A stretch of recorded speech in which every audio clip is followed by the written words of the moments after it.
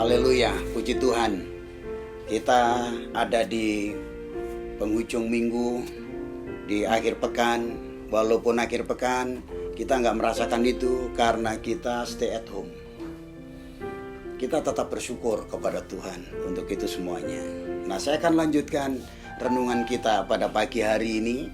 Bapak Ibu Saudara sekalian, karya salib Yesus sudah selesai. Ada 3 hal. Yang pertama, ada pengampunan. Kita sudah selesaikan, kita sudah bahas. Yang kedua, yang namanya kutuk, sakit penyakit diubah jadi kesembuhan. Dan yang ketiga, kutuk penderitaan diubah jadi berkat. Hari ini kita akan bicara tentang poin ini. Bapak Ibu Saudara sekalian, bahwa kutuk penderitaan ketika Yesus ada di kayu salib diubah menjadi berkat. Ada satu lagu di dalam 1 Korintus pasal 8 ayat yang ke-9 yang lagunya kurang lebih begini. Aku telah mengenal kasih karuniamu, aku telah mengenal kasih karuniamu, kau kaya rela jadi miskin supaya aku jadi kaya. Sungguh luar biasa bahwa Yesus yang kaya dijadikan miskin supaya dengan kemiskinan kita dalam segala hal, bukan hanya secara materi, segala hal kita mengalami kekayaan yang dari Tuhan. Karena janjinya Ia datang untuk memberi hidup dan memberinya dalam segala kelimpahan. Yohanes 10 ayat yang ke-10, kita tahu semua ayat itu. Namun Bapak Ibu Saudara sekalian, saya ingin membawa Bapak Ibu tentang kutuk penderitaan diubah menjadi berkat. Tahukah Bapak Ibu, ketika manusia Adam dan Hawa jatuh dalam dosa, dalam Kejadian pasal 3, Allah berkata kepada Adam, "Adam, karena engkau makan buah yang kularang itu, maka terkutuklah tanah." Bukan Adam yang dikutuk, tetapi tanah yang terkutuk. Di sana dikatakan dalam Kejadian pasal 3 itu, onak dan semak durilah yang akan dihasilkan. Kamu akan berpeluh, kamu akan bersusah payah, dan kamu akan menghasilkan tanah itu sampai kamu kembali kepada debu, karena kamu diambil dari sana. Tapi ada kabar baik buat kita. Ketika Yesus mau dibawa ke kayu salib, waktu ada di rumah Pilatus, Yesus sedang dicambuk, disesah begitu rupa.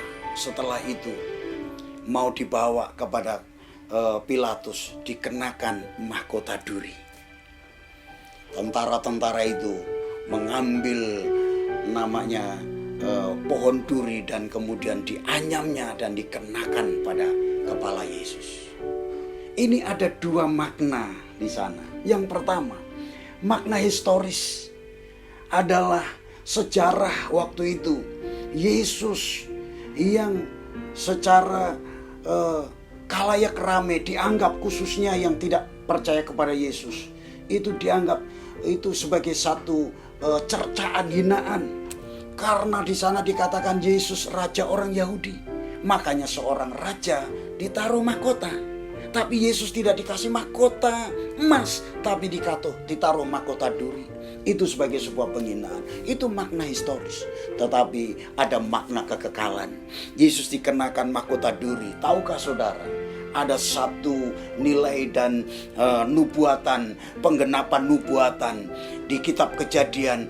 Kalau tanah menghasilkan semak dan onak duri, dan ketika Yesus mau digantung di atas kayu salib, dikenakan mahkota itu, seolah-olah, saya mau mengajak saudara berimajiner, seolah-olah tentara itu sedang mencabut semak dan onak duri itu, dianyamnya dan dikenakan di kepala Yesus. Dahsyat luar biasa. Seharusnya saudara dan saya yang harus menderita semak dan onak duri sampai mati, kita akan mengalami kayak begitu. Tapi pengorbanan Yesus mengubah semak dan onak duri menjadi berkat dalam hidup ini. Haleluya. Puji Tuhan Bapak Ibu Saudara sekalian. Itulah sebabnya Bapak Ibu kita patut bersyukur kepada Tuhan.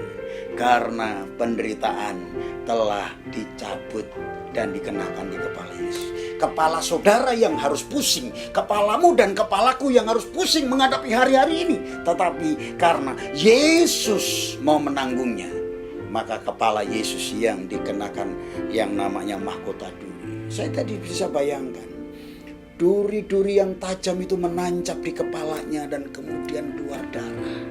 Tapi saudara, Yesus mau menanggungnya. Itulah sebabnya mari kita bersyukur kepada Tuhan bahwa mahkota duri ada di kepala Yesus, sehingga kita tinggal menikmati berkat-berkat kelimpahan dalam hidup ini.